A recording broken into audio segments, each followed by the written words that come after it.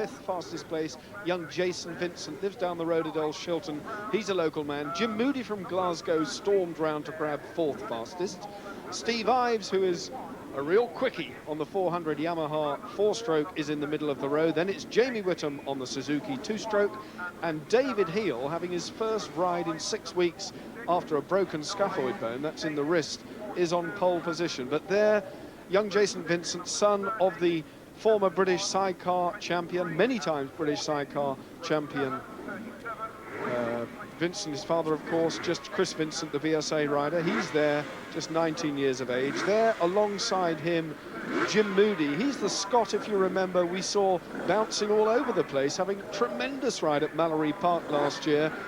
Very much more professionally turned out now, Jim, and going for glory. In the middle of the row, Steve Ives has been something of a sensation. In fact, protests were made against his Yamaha because nobody could believe that a 400cc 4-cylinder Yamaha could beat all these quick 250 V-twin 2-strokes. Jamie Whitham is on such a 2-stroke, the RGV 250.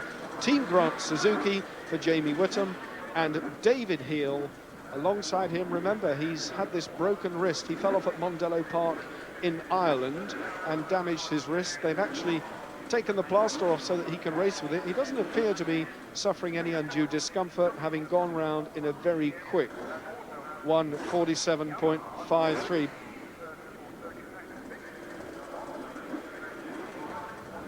Back to the 250s and the Supersports 250s and 400s. This class is about 250cc road-based bikes and 400cc road-based 4-strokes. So in other words, so long as it's a street bike which is available for sale over the counter, the race is run on road tyres, it's run on unleaded fuel. It's a newly introduced formula to Supercup, and it makes for very close racing indeed, as the grid positions show. 40 riders then, on the way down towards Redgate. The full race distance is 12 laps. That's 30 miles of the Donington GP circuit, and we'll be looking for some of the old faithful names. But number 5 there, young Jason Vincent, 19 years of age, from Earl Shilton in Leicestershire, hits the front with a bang from the word go. So we've said it before, Steve, this racing is always so close, and Donington's going to be no exception. No, I don't think it is. It's a well-matched class because the 400 4-strokes and the 250 2-strokes are very evenly matched as far as performance is concerned. And it's, again, it really displays how fast and how hard a rider you have because of the equality of the machines on the track. Twin-cylinder 2-stroke 250cc, or 4-cylinder 4-stroke 400cc, and that is the measure of the job. But Jason Vincent has already been shoved out of the first slot, so halfway around the first lap there's a real scrap going on at the front of the bunch. I can see 1, 2, 3, 4, at least 6 riders really in with a shout as they come out of Coppice up towards the quick section of the circuit. What sort of speed up here, Steve, on these road bikes? On these road machines, which are slightly modified, the engines are allowed to be modified in a slight manner. They'll be getting on to about 138, 140 miles an hour, which is pretty fast for a 250 fairly stock road machine. Yes, not to be practiced on the M6, I can assure you. So down towards the Melbourne hairpin. Number 22, race leader, that's David Heel. David Heel, the man riding with a broken scaphoid bone after his tumble in Ireland, and he was dynamite in practice. He was just so quick, and it's unbelievable. Jamie Whitham, riding number 69, is tucked in there. So James has got the new livery in his helmet, and now we're riding with Jamie Whitham, hot in the wake now of David Heel. So these two are getting away. In 3rd place, it's young Jason Vincent, number 5. In 4th place, it's the window fabricator from Stockport in Cheshire, Steve Ives, riding number 1. Then it's Kevin Mordsley, then it's Jim Moodie, and number 49, Paul Brown. So young Paul Brown is out again. He rode in the 250 race, as is Martin Jupp, who's riding in this one. So James Whitham now really motoring on, and he's closing on the race leader. Yeah, he is, and again, a bird's-eye view of how much that suspension's moving, as we talked about earlier. That is how much the wheel is moving up and down in comparison to the chassis, and you'll see as he turns into this next right-handed corner, the suspension goes down there as he goes around the corner, accelerates hard. As he brakes, that mudguard will disappear as the suspension tops out. There it goes. Well, amazing pictures from the rear end of Jamie Whitham's Team Grant Suzuki. looking backwards now at the pursuing pack, and the man behind him is Jason Vincent. They are side by side, the race leader in second place. It's David Heel and Jamie Whitham. Then Jason Vincent on the blue bike moving over, but grabbing through, it's Steve Ives on the yellow. So number one, Steve Ives, is really winding in James Whitham and going for it. Steve Ives is something of a sensation in this class. Yeah, he's really been riding extremely well, not only in this class, also in the 600 class. Steve Ives is a man to watch, a very bright future. He's just recently come back from the Northwest 200, where he finished in second place, and his first attempt at that race, which is a road circuit as opposed to this track circuit we're at here today. And it's a very good, fast motorcycle, the Yamaha 400 that he's riding. Well, Ives very well accustomed to smaller four-cylinder, four-stroke machines. A brilliant 600cc performance. Finished number 2 in the 600 series last year, and he's bidding for the outside line here at Redgate, and he's going round the outside of James Whitham, and we don't know. He's had to settle for it. Look at these three dueling at it. So that is a two-stroke out in front. It's a two-stroke in second, and it's the 400cc Yamaha of Steve Ives in third. And Ives is going with Whitham, so they've both gone past David Heel, who must be feeling the effects of that injured hand. Yeah, what a superb picture. I'm sure that Steve Ives must realise he realises there's a camera watching him, and he's closing in a great deal now. But he's looking to pass Whitham. He's looked on the outside, he's looked on the inside. I think we'll see him make a move on the straight. They're coming up now to Coffey's corner. He'll get tucked in as close as he can to James Whitham. We're going to know if he's in the slipstream because we can see him, and he'll power this 400 Yamaha out down the straightaway. And I think he's going to make a pass at the S's. And just look at that, there's a bit of extra speed. The Stockport Motorcycle Centre bolted together Yamaha, standing up very well. It's immaculately prepared. It's gone past the RGV 250 Suzuki of James Whitham, but James is still hanging in there. Steve Ives, who won the first round of the Supersport400 at Snetterton, is really making it fairly clear that he'd like to do the same here at Donington Park. David Heel seems to have gone from the proceedings momentarily, or certainly he's not in the reckoning at the moment. No sign of Heel. This is the race leader, number one, Steve Ives. Right with him from Huddersfield, 24-year-old James Whitham, a youngster with a very bright future.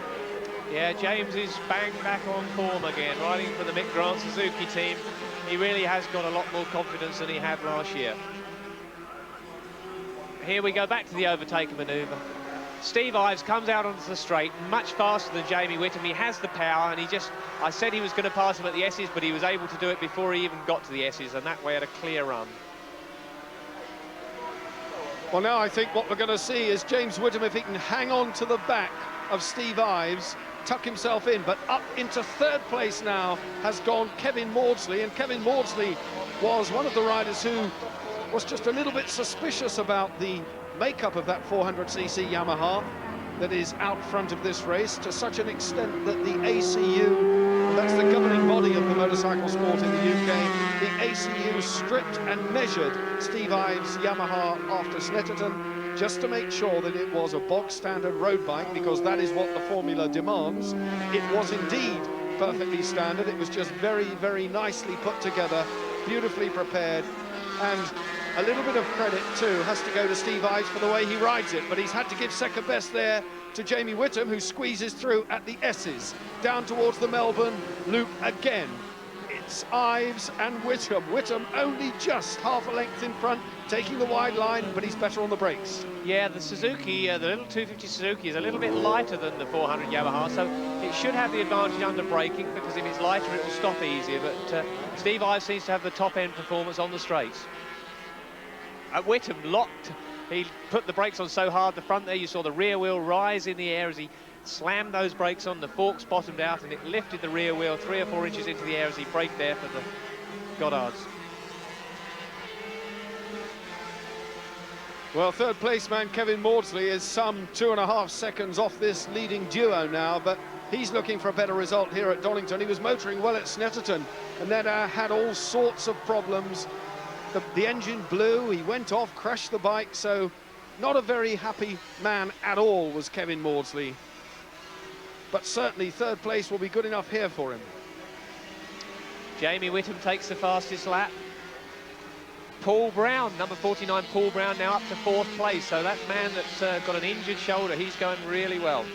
Lying third in the championship too, Paul Brown. So this youngster, who is the protege of the former Grand Prix star, the man we shall be seeing in the 750cc race, Rob McElnay. Paul Brown is his protege, and he's brought him along very, very well indeed. And he was lying third after this first round at Snetterton, and he's doing it again here at Donington. But this is the battle for the lead. Out in front from Huddersfield, James Whitham, but moving alongside now. You saw it happen, and exactly the same place he did it again. Steve Ives from Hyde in Cheshire, who actually makes windows for a living, has got a clear view ahead of him now. He's in front of the Suzuki of James Whitham, down towards the hairpin. This is where Whitham is good on the brakes and through on the inside with the lighter Suzuki. But no, says Steve Ives, stay where you are. I want to win this one. Yeah, the performance of the Yamaha showing down the straightaway. Ives was able to pull out from behind the slipstone and comfortably pass Jamie Whitham. Whitham, though, is good on the brakes. The bike's light, as I said earlier. So maybe down at Redgate, if he can stay close enough to Steve Ives, we might see him get up on the inside. But Ives will be very, very keen to stretch that lead on the straight now. I think, Stephen, this is a personal opinion, but I think Jamie Whitham rides a 250 every bit as well as he does a big, and in fact I think he's admirably suited to a 250. He certainly seems to get the best out of it.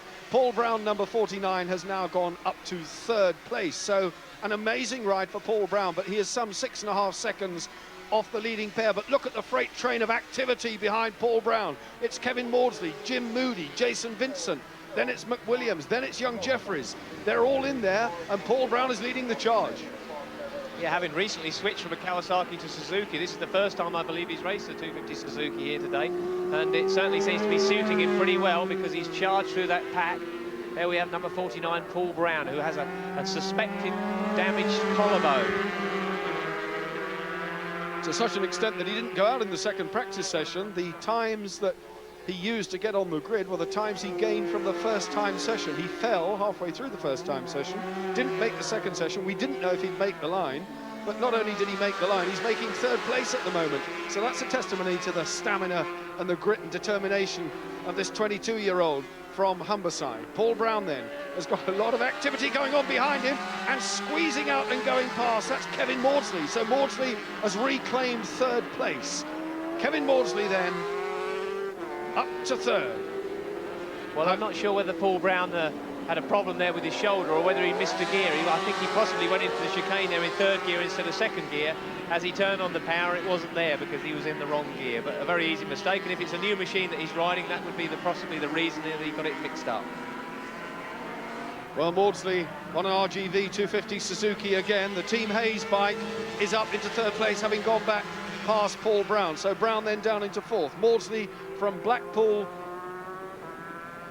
in Lancashire.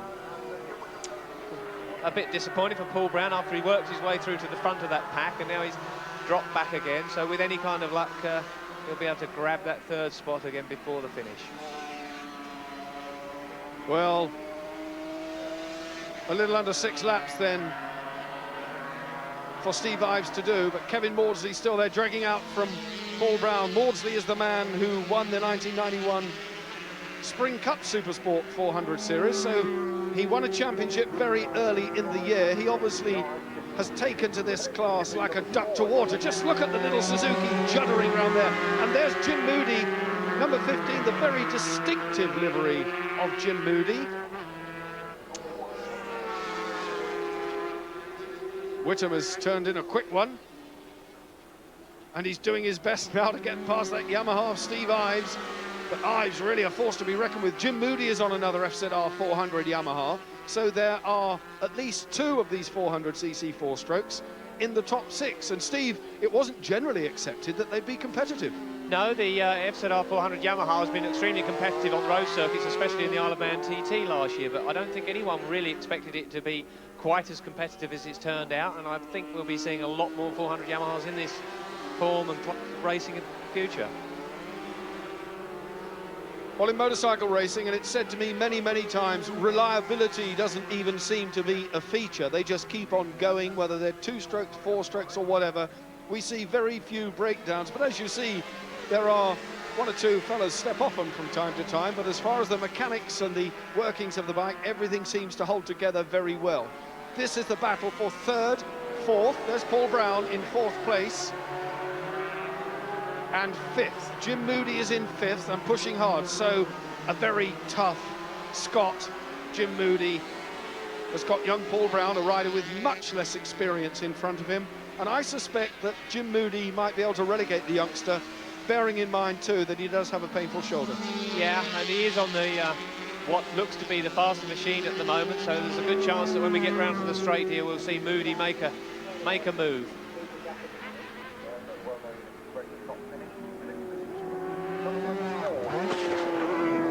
Well, Jim Moodie, sponsored by Howard Cross Motorcycles, and a tumble there. That we'll give you that number just as soon as we can. The rider heavily in the gravel trap, but he's okay. The marshal helping him to his feet. I'll give you the update on that fallen rider just as soon as I can. It certainly wasn't one of our front runners.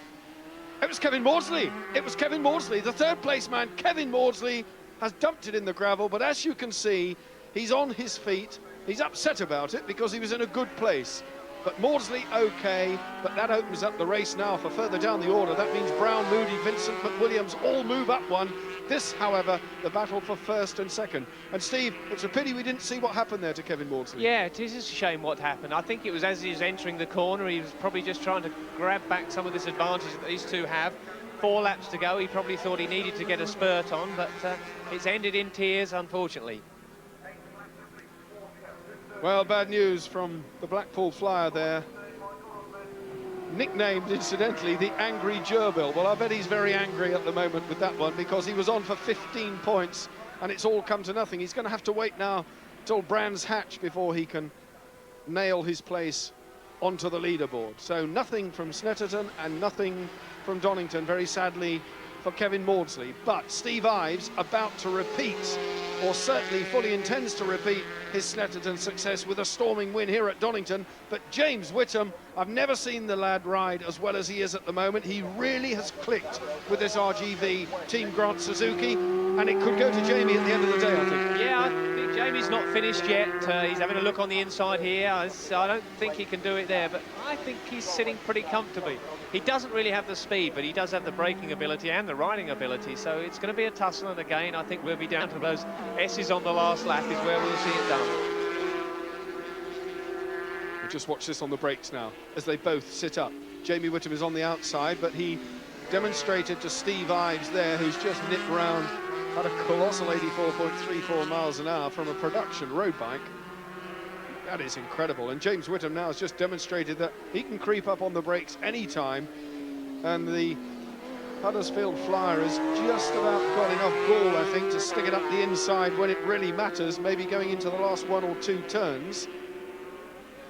Whether in fact that proves to be the case, we shall have to wait and see, but at the point where the 1-2-5 race all fell apart, they sweep round again onto the start-finish line, head down for Steve Ives, tail up for Jamie Whitham, down towards Redgate, moving out of the slipstream on the RGV 250 Suzuki, flicks it down. The sun now is beating down here at Donington Park and has turned what was a suspect sort of prospect from the weather point of view into a super day, and the crowd, sleeves rolled up. It really is a beautiful summer's day. Whitham using all his experience now to give Steve Ives a hard time. He's showing him his front wheel on the left and on the right and up the inside and around the outside. So he's really just trying to pressure Steve Ives, I think, into a bit of a mistake. But I've got a suspicious feeling that Jamie Whitham isn't finished yet in this race. Well, Steve Ives then hard down on the tarmac. He's really having to ride his socks off to stay ahead of Jamie Whitham. So the Yamaha 4-stroke, I remind you, versus the Suzuki 2-stroke. One is a 400cc, one is a 250cc, and the only place we can tell the difference is when they get onto the main straight, the fastest part of the circuit, and they are on it now. But as I speak, out of the slipstream comes Jamie Whitham, and he's on the overtaking line, and this could be it, but no. Across the front wheel goes Steve Ives, chops the nose off the Suzuki, but watch it again, Whitham's not done, he'll fight back.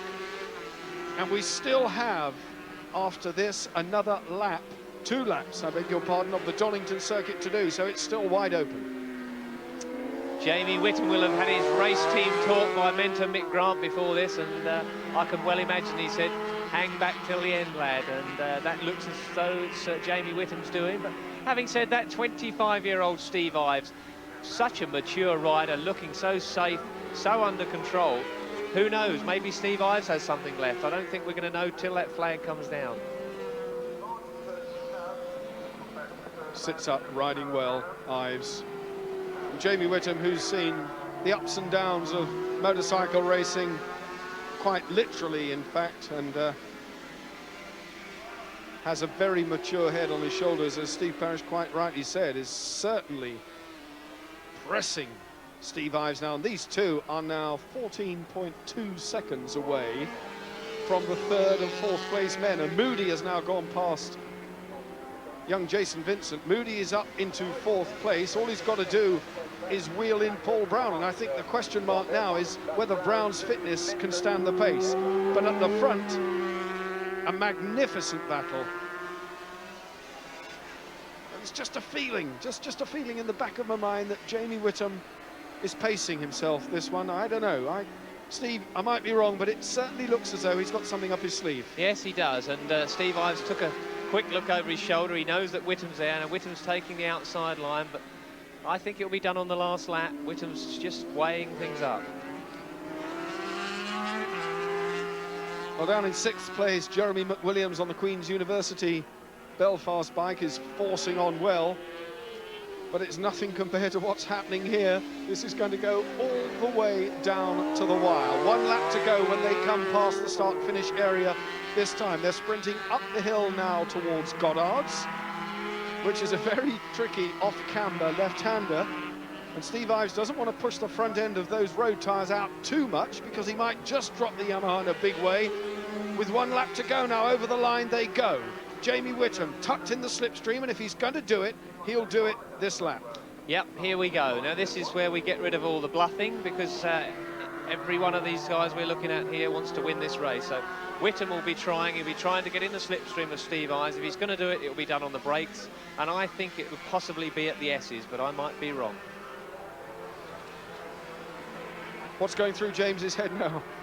Not to make any mistakes, because he's be thinking, well, I'm going to look rather silly if I just make a big mistake here. As happened earlier in the 1-2-5 race, he'll be keen to either finish. Now, this is a problem. The yellow flags are out. Now, you're not allowed to pass under yellow flags, so that's taken one opportunity away from him, because he can't pass on that corner. Whilst the yellow flag is being waved, it's impossible to overtake, or you're excluded. Well, let's hope then that yellow flags are now out. We need to be, or rather we need to be seeing some green flag to let Jamie Whitham know that he can wind the Suzuki up and get it past, but he's right in the slipstream. Now he's going to have a go for it. He moves out, and he's alongside, and that was on sheer speed.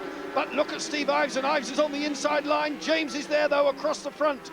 A magnificent move for Jamie Whitham, and he's just shown his back end to Steve Ives, who's fighting back down towards the Melbourne hairpin, and he's on the inside. Steve Ives has not given up yet. Just look at that on the brakes. It's Whitham, Ives.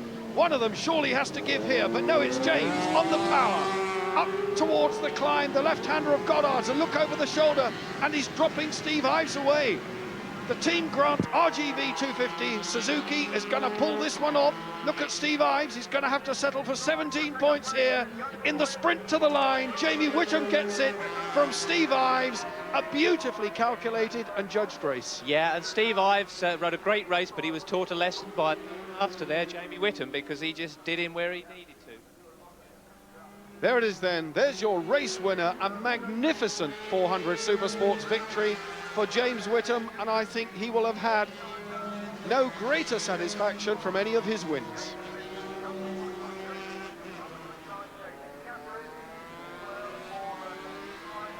Confirmation then of the top 6. Jamie Whitham, you saw it for yourself. What a great ride from Steve Ives. Young Paul Brown held off the attention.